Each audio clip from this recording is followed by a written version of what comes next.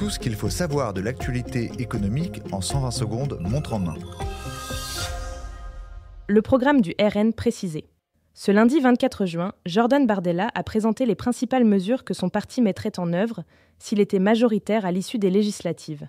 Parmi ses propositions, la retraite à 62 ans, des mesures fiscales pour les parents, la baisse de la TVA sur les carburants, le fioul, le gaz et l'électricité. Capital fait le point sur ces annonces. L'avenir de l'Orlyval en suspens.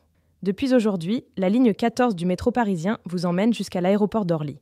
Un gain de temps pour les passagers, mais une épine dans le pied pour l'Orlyval. Ce métro aérien, qui permet de rejoindre l'aéroport depuis le RER B, est emprunté par 2,5 millions de passagers par an.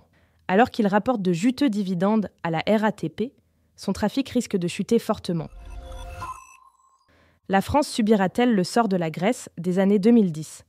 C'est ce que craint l'économiste Marc Toiti. Notre chroniqueur estime que les dirigeants français ont refusé de moderniser le pays et de mener les réformes indispensables. Au contraire, ils ont préféré augmenter les dépenses publiques, les impôts et bien sûr la dette publique. En cas de grave crise politique, la réaction des investisseurs pourrait faire plonger l'économie française. J-2 avant les bonnes affaires. C'est mercredi 26 juin que débutent les soldes d'été pour 4 semaines.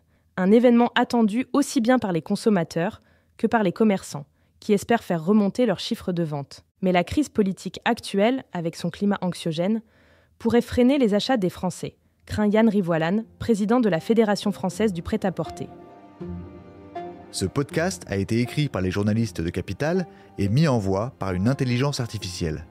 N'hésitez pas à vous abonner sur votre plateforme habituelle pour écouter chaque épisode dès sa sortie.